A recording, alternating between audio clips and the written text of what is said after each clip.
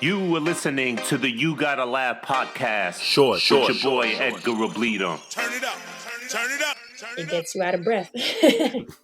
All right. Yeah, there's moments where I catch it, and there's moments where I'm like, oh my God, it caught me today. But that's completely normal. Okay. All right. Look at him. I got you laughing on the Laugh podcast. You gotta laugh. Yeah, you think and you laugh on this podcast. That's why I named it that. I like it. Thank you. How do you know when you're done writing a song? When do you go over the lyrics the last time and say, that's it? And I'm saying that because with my podcast, when I edit it after tonight, I listen to it and I try to take breaths out and I try to do segues and everything like that. And it's usually about between 9 and 10 hours of editing. And then I'm like, this is it. It's done. I'm not doing this anymore. You know what I mean? That's awesome. Yeah, for sure.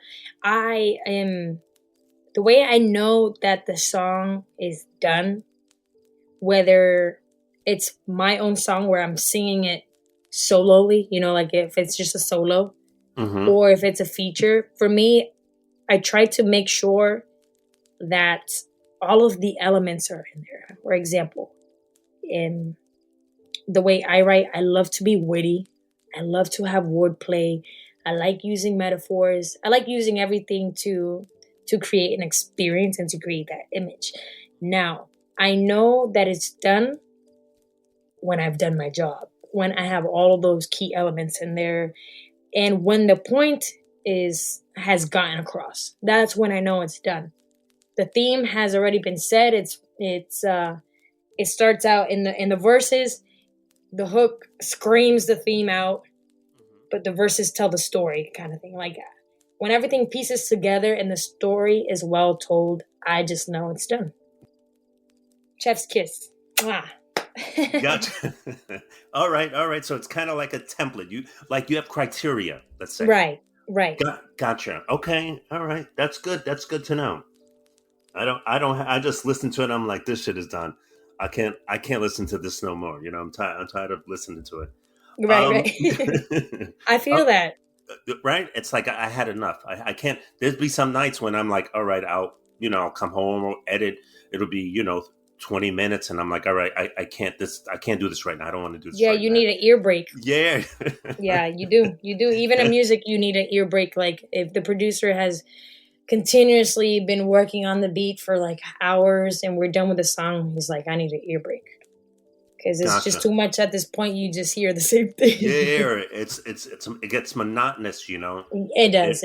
And you're like, oh man, okay. Then you hear it with fresh, a fresh ears. mind and fresh ears the next next afternoon. You're like, all right, I can do this for a couple of more hours. Okay. Now, do you consider songwriters composers and lyricists? Because you see it on albums and everything. Oh, songwriter this one, a composer this one, a lyricist this one. How do you break those three apart, or do you group them the same? I think they're different, and this is my take on it. This is what I understood from these three. A songwriter is someone who writes with a melody. It could be a ballad, like you're singing, basically. And that's a songwriter. A composer is somebody who creates the melody, like the beat type of thing. You compose the piece of music. So that's the composer. It could be a producer. The producer could be a composer, or even like if it's orchestra-wise, it's the person who creates the musical piece. And a lyricist, I consider them more as like a rapper or a poet or a spoken word. So because you're speaking with rhythm, and a songwriter is like writing with melodies, like you're singing. So. Great explanation. Thank you for that. Okay, recording. Let's get into recording. In general, what usually goes on in a studio recording session? Rubi Mar.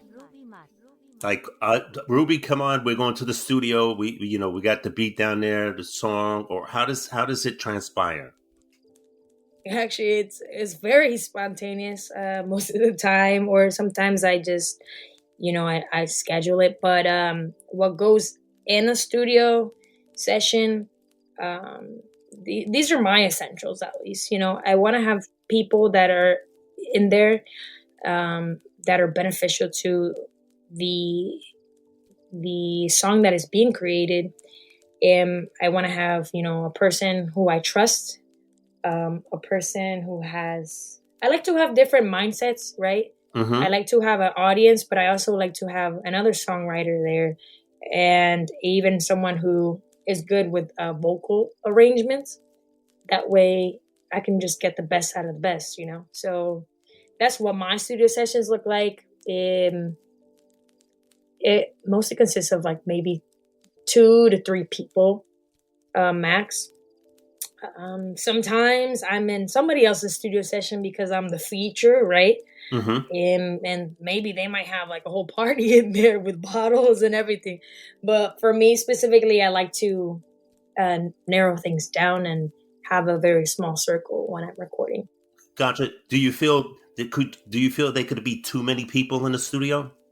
Sometimes, yeah, and it can be overwhelming because maybe other people are having like their side conversations and or not contributing to what is being made.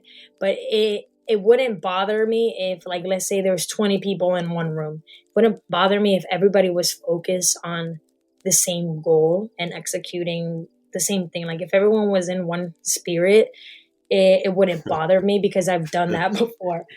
No, I get you. You get the guys are like, yo, roll up another blunt. And you're like, come on, Exactly. guys. Right. Exactly. There goes the 10th one rolling around the bottle. Take another shot, take another shot. And then you got to yell, hey, recording, be quiet, we're recording. Right. So yeah, Hmm. there's a lot that goes on, that I've experienced everything, but at least for my personal studio sessions, I like to limit it to 3 people. And yeah, that's about All it. right. Criteria for that too. I like it.